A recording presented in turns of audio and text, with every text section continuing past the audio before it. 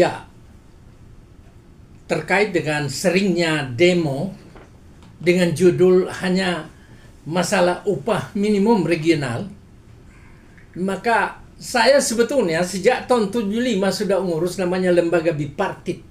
Saya sudah masuk di dalam lembaga tripartit. Saya sudah memahami namanya pengupahan. Pernah menjadi ketua Kadin Kota, ketua Kadin Kalimantan Timur, dan Dewan Pertimbangan Kadin Indonesia. Segala sesuatu yang terkait dengan demo-demo, terkait dengan protes maupun yang sekarang lagi trending topik adalah upah minimum provinsi 2026, maka saya ingin sampaikan selaku pengusaha 45 tahun saya pengusaha tanpa cacat. Saya ingin sampaikan, jangan coba-coba di negara ini memangkas dan merendahkan harga diri pengusaha dalam rangka melaksanakan tugasnya, melaksanakan upayanya, usahanya untuk mengembangkan perusahaan, seraya untuk membina kerukunan dan persatuan serta hubungan yang serasi dengan pekerja dan buruhnya. Jangan coba-coba melakukan hal itu, merendahkan pengusaha Indonesia. Tidak ada yang mau bersuara ini, tidak ada. Mereka hanya sampaikan ke saya bahwa memang kalau sudah keterlaluan seperti ini, kita bosan di demo, lebih baik kita pindah dan kita tutup perusahaan, kita nikmati uang yang masih sisa. Tapi masalahnya kan seluruh pengusaha besar dan menengah kan memiliki kredit. Apakah itu tidak membahayakan kalau dia tutup perusahaan? Yang kedua, apakah tidak membuat air mata mengucur kalau misalnya sekarang 76 perusahaan ditutup? Mulai dari di seluruh Jawa ini dan Sulawesi, 76 perusahaan ditutup dan perkiraan 65.000 pengangguran. Semua ini ditutup hanya karena bosan melihat ribut terus dari tahun ke tahun pengupahan. Itu adalah suara hati saya melihat keadaan ini. Dan keadaan ini sebetulnya kan bisa diatasi dengan Dewan Pengupahan Nasional. Itu Dewan Pengupahan Nasional itu dibentuk berdasar Kepres. Dewan Pengupahan Nasional dibentuk atas keputusan Presiden nomor 107 tahun 2004. Dewan Pengupahan Nasional Provinsi Kabupaten Kota dibentuk oleh Presiden. Tujuannya memberikan saran atau pertimbangan-pertimbangan kepada Presiden dalam rangka menentukan upah terhadap buruh di Indonesia dan memberikan suatu saran-saran mengenai pengembangan mengenai upah itu sendiri. Jadi tujuannya itu. Tapi apa yang terjadi? Diberikan waktu 3 tahun untuk melaksanakan tugasnya. Tapi semua orang di dalam itu ada wakil dari pengusaha, wakil pemerintah, ada wakil serikat buruh, serikat pekerja, ada universitas, ada pakar, semua lengkap di situ. Sangat disayangkan bahwa Dewan Pengupahan Nasional dan Provinsi Kabupaten Kota itu tidur. Jangan biarkan kami pengusaha diinjak-injak seperti itu. Jadi Dewan Pengupahan Nasional kalau tidak mampu memberikan saran yang solusi, yang menyelesaikan masalah kepada Presiden, lebih baik mengundurkan diri semua. Itu satu. Yang kedua, kepada Kadin Indonesia. Berdasarkan Undang-Undang Nomor 1 Tahun 87 tentang Kamar Dagang dan Industri Indonesia, tentang Kadin, Pasal 4 itu adalah wadah komunikasi konsultasi bagi semua pengusaha yang tidak bergabung maupun bergabung. Pasal 5, Kadin independen. Kadin bukan partai, bukan organisasi pemerintah, bukan organisasi politik. Dalam melakukan kegiatannya tidak mencari keuntungan. Dalam tugas dan kegiatan Kadin ada 10. Antara lain memberikan informasi kepada pengusaha, menjaga hubungan baik antara pengusaha dan pengusaha dengan pemerintah, melakukan pendidikan dan latihan. Nah, ini pasal ini yang penting. Membina hubungan yang serasi antara pengusaha dan pekerja garis miring buruh. Sekarang pertanyaan saya, apakah Kadin itu melaksanakan tugasnya atau sekedar bergaya-gaya pemerintah seperti itu? Jadi teman-teman di Kadin, saya sudah mulai Kadin Provinsi, Dewan Pertimbangan Kadin Indonesia, saya tidak pernah melihat langkah-langkah ke arah situ. Sudah mau hampir 50 tahun saya bertugas ini. Organisasi itu nggak ada itu usaha untuk bagaimana bantu pemerintah. Maka ini adalah salah satu kelalaian Dewan Pengupahan Nasional dan juga Kadin Indonesia. Ya, Kadin Indonesia dalam melaksanakan tugasnya dikontrol dalam pasal 11. Pasal 11 katakan pemerintah melakukan pengawasan terhadap pelaksanaan Undang-Undang Nomor 1 Tahun 1978 tentang Kadin dan kebijakan pemerintah di bidang pembangunan ekonomi. Pasal 12, kalau ada penyimpangan Kadin, Kepres dicabut. 2 sudah pelanggaran. Jadi pelanggarannya di situ. Pelanggaran hal-hal yang sangat sangat kami sesalkan pengusaha adalah munculnya organisasi buruh. Organisasi buruh itu tidak dilarang di Indonesia. Menyampaikan aspirasi, tuntutan, dukungan tidak dilarang. Tapi harus dipahami bahwa organisasi buruh itu di Indonesia berdasarkan undang-undang organisasi kemasyarakatan. Dan undang-undang itu nomor 16 tahun 2017 adalah pengganti Undang-Undang Nomor 2 Tahun 2017 dan perubahan Undang-Undang Nomor 17 Tahun 2013. Di Undang-Undang Ormas itulah letaknya serikat buruh di sini. Berbeda. Sangat mengagetkan bahwa serikat buruh atau organisasi kemasyarakatan serikat buruh tergelincir masuk dalam ruang politik. Ini berbahaya. Ini sangat berbahaya. Sangat berbahaya karena undang-undang partai politik lain. Undang-undang partai politik, tujuan akhir orang partai politik adalah untuk mencapai kekuasaan supaya dapat mengatur, menciptakan undang-undang, peraturan pemerintah, peraturan presiden, keputusan menteri dan lain sebagainya. Tujuannya adalah mengatur negara, kalau dilanggar bisa kena sanksi. Itulah sebabnya partai politik dikenal dalam ilmunya.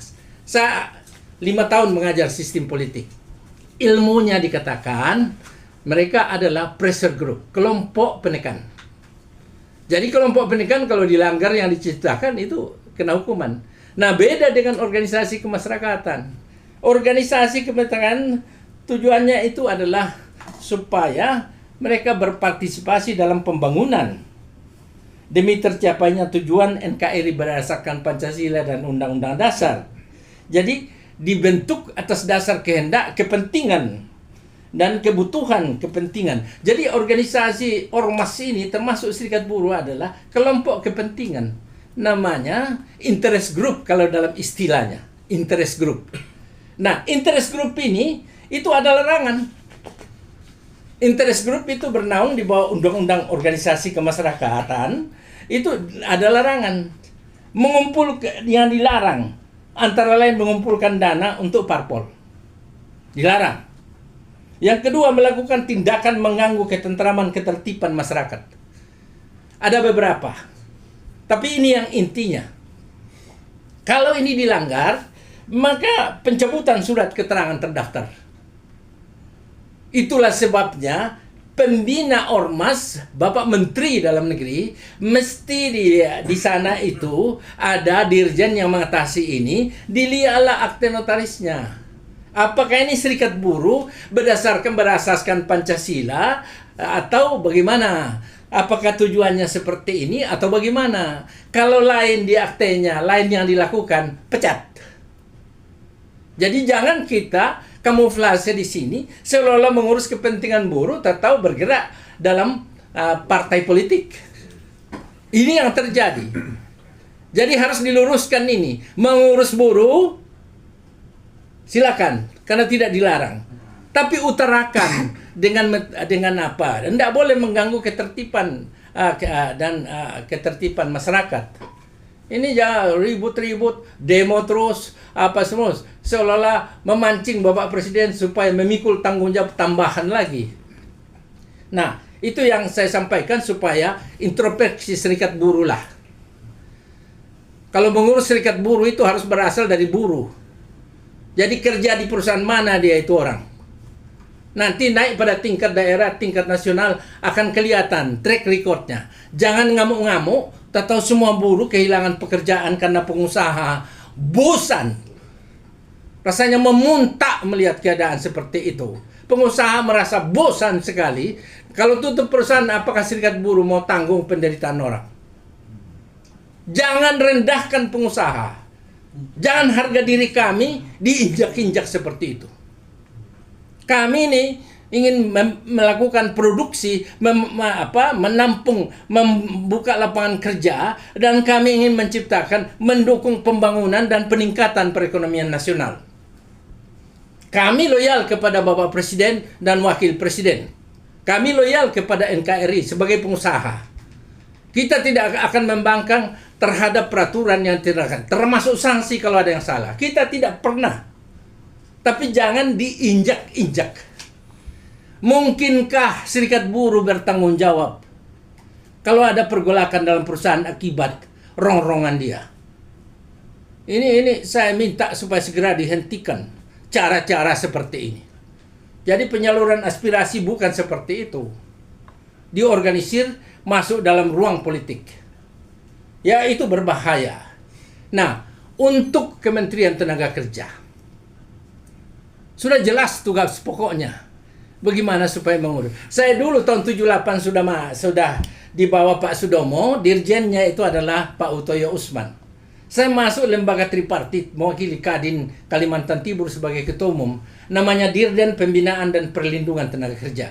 Kita membina dan melindungi tenaga kerja bukan berarti mengamuk-ngamuk dan menghina pengusaha. Buruh dan pengusaha itu ibarat anggrek. Pengusahanya itu pohon, buruhnya itu anggrek. Indah dilihat kalau tetap dia berbunga, tetap hidup menumpang di pohon. Tapi kalau pada saat pohonnya dihancurkan, dihina-hina pengusahanya, maka pohonnya mati dan anggreknya juga ikut mati. Tentu kita semua tidak menghendaki karena itu membahayakan negara. Pasti menambah penderitaan orang-orang yang bekerja di perusahaan. Itulah yang ingin saya sampaikan supaya ini harus diakhiri. Kementerian Tenaga Kerja itu jangan seperti mandul seperti itu. Sangat mandul, tidak ngerti apa yang dilakukan. Orang Sritek saja ada masalah, langsung ke sana, oh akan bisa kok. Tidak segampang itu. Nyatanya Sritek seperti itu. Ya, utang 5,6 triliun, asetnya 2,1, ya datang dia kurator tidak bisa kerja, pesangon orang tidak jalan. Jangan. Belajar di Kementerian Tenaga Kerja itu supaya banyak belajar tentang bagaimana membina dan melindungi buruh. Membina, melindungi buruh tidak berarti Anda di Kementerian Tenaga Kerja merendahkan pengusaha. Harap paham ini. Dan kalau berunding dengan seorang pengusaha, lihat dia siapa dia.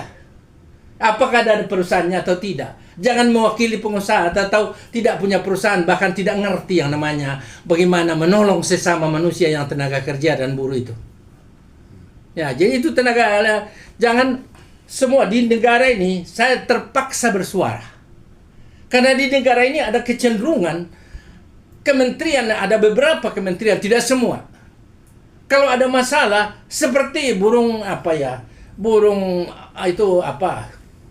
burung itu kepalanya masuk ke dalam pasir tapi badannya kelihatan. Melepas tanggung jawab dan berharap Bapak Presiden turun. Kalau sudah Bapak Presiden sedih, dia turun ke sana dan membuat seperti sekarang oleh Menteri mengharapkan supaya Kepres diterbitkan. Tidak perlu Kepres.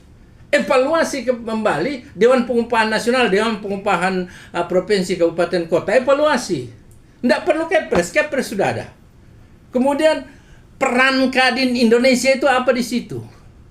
Kan undang-undang menyatakan. Kemudian serikat buruh, perannya apa? Apakah kerjanya hanya ngamuk-ngamuk seperti itu? Dan nanti perusahaan tutup, apa dia bisa bertanggung jawab? Kita di Indonesia sudah sangat susah. Investor datang itu susah sekali. Selalu bilang banyak investor. Siapa bilang? Saya bolak-balik ke Cina, Jepang, Korea, apa segala macam. Kena Australia dan New Zealand. Nah, bebas visa 18 negara di Asia Pasifik. Saya mendengarnya itu, mereka takut. Takut datang karena selalu di demo. Yang mendemo itu tidak tahu asal-usulnya dari mana. Ya, selalu seperti tidak selesai. Padahal ini kalau bukan soal apa-apa. Niat baik aja, duduk aja ndak sampai 1 jam selesai ini pengupahan. Ya, jadi bagaimana caranya? Serahkan ke provinsi sebagai wakil pemerintah pusat di daerah, biarlah dia lihat. Karena apa? Tidak semua wilayah ini makmur. Tidak semua pengusaha itu sudah memiliki satu keuntungan besar. Pengusaha kecil, menengah, besar, dan sangat besar. Tidak bisa sangat besar dan besar disamakan dengan menengah. Itu namanya kalau ada pembinaan dan perlindungan buruh dan tenaga kerja, maka ada pembinaan, perlindungan pengusaha. Jangan samakan. Ya, misalnya menetapkan Jakarta 5,4, semua ke sana sama. Tidak bisa. Yang tahu itu adalah Dewan Pengupahan Provinsi. Serahkan ke sana, biar yang menentukan, karena indikator yang paling nampak 720 triliun kita transfer dari pusat transfer ke daerah untuk membantu daerah-daerah otonom yang tidak otonom, tidak layak ekonomi. PAD-nya di bawah 50 dan di bawah 100 miliar. Bagaimana mengembangkan? Tetap mengharap bantuan pusat.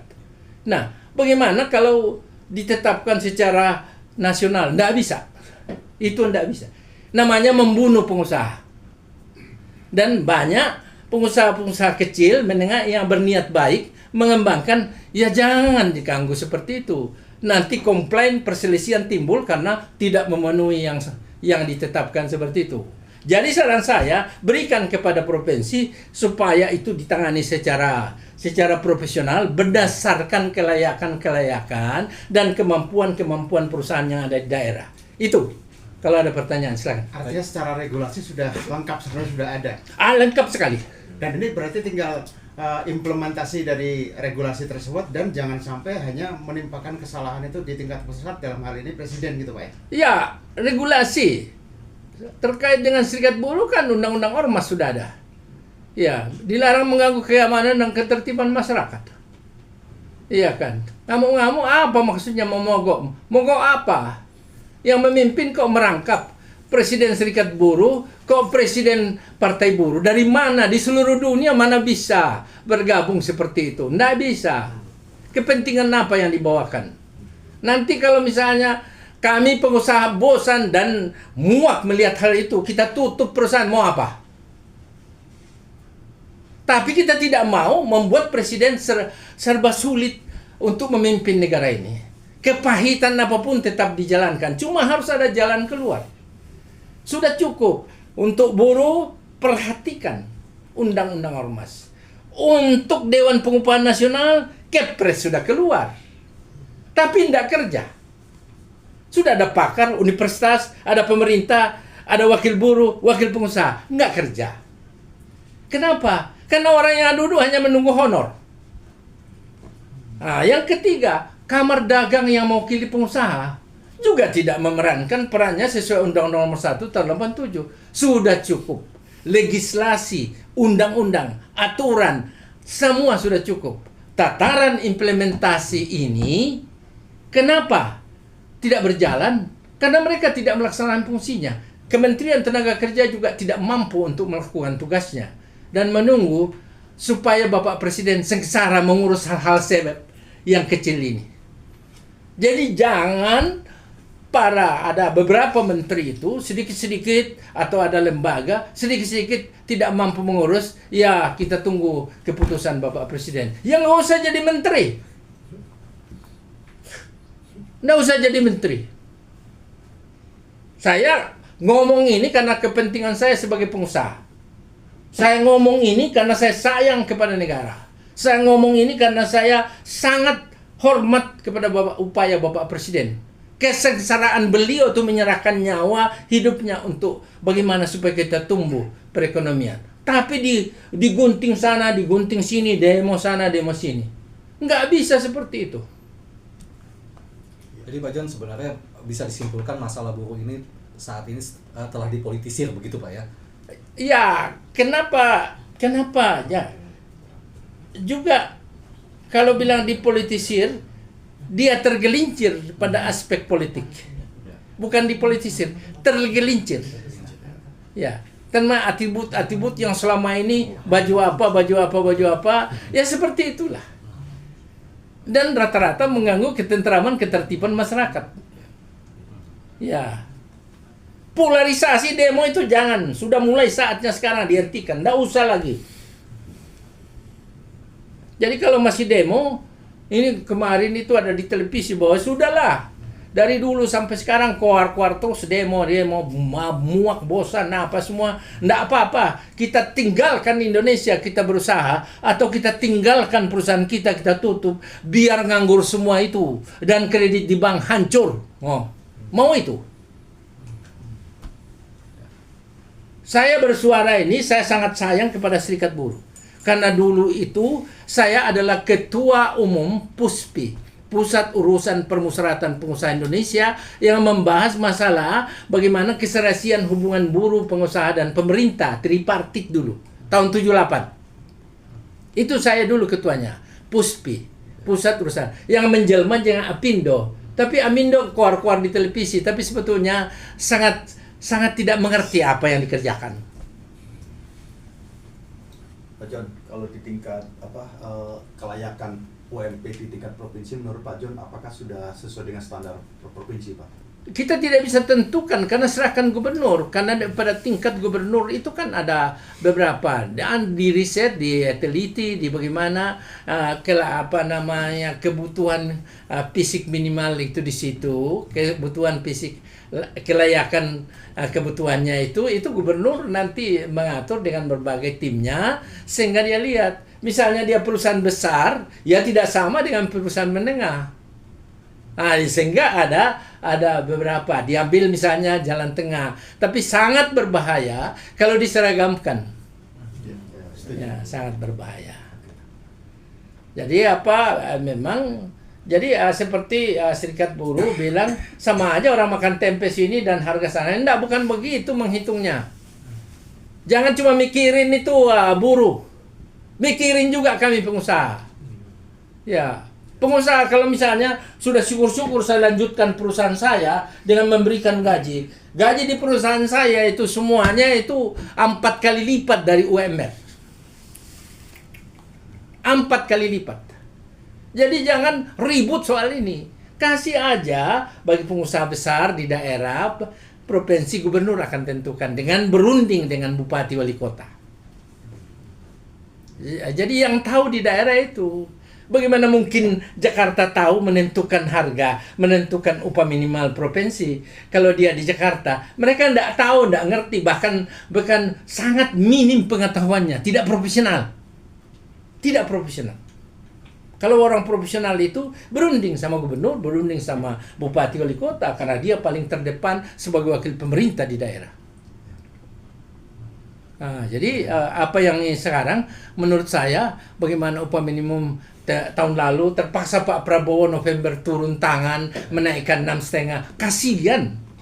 Jangan gunakan Bapak Presiden seperti itu. Kalau memang tidak sanggup melaksanakan tugas, Dewan Pengupahan Nasional, Menteri, Kadin, maupun siapapun yang berhubungan dengan ini, harap maklum bahwa tidak pantas. Oke, terakhir Pak John. Jadi closingnya, apa harapan dan keinginan Pak John sendiri untuk menutup tahun 2025 ini mengenai UMP dan UMK, pandangan Pak John sendiri? Ya, ada kecenderungan untuk menutup ini dibikin heboh.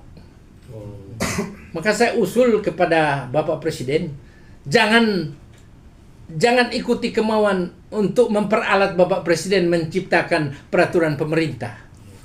Serahkan kepada mereka-mereka yang mengurus Dewan Pengupahan Nasional, gubernur, bupati, wali kota, kemudian serahkan kepada itu yang mewakili buruh. Tapi jangan yang mewakili buruh orang yang bukan buruh, asal-usulnya bukan buruh.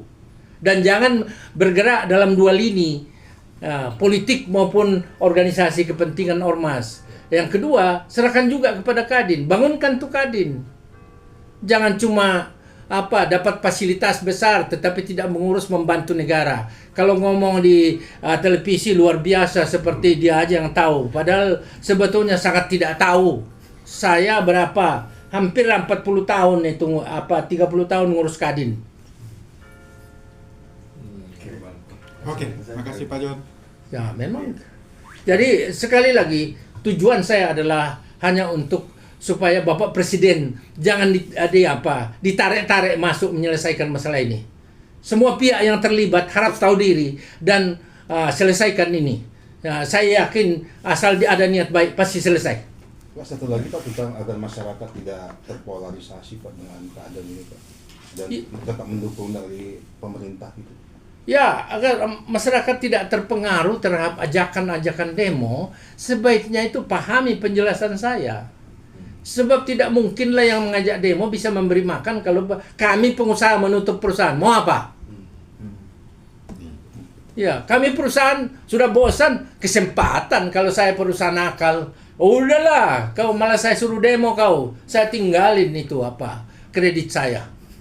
Ya, jadi polarisasi. Jangan terpolarisasi, terpengaruh pada hal-hal seperti ini. Sudah saatnya kita berubah lebih baik ke depan sebagai bangsa yang independen, yang mau membangun negara sama dengan tujuan yang dia sedang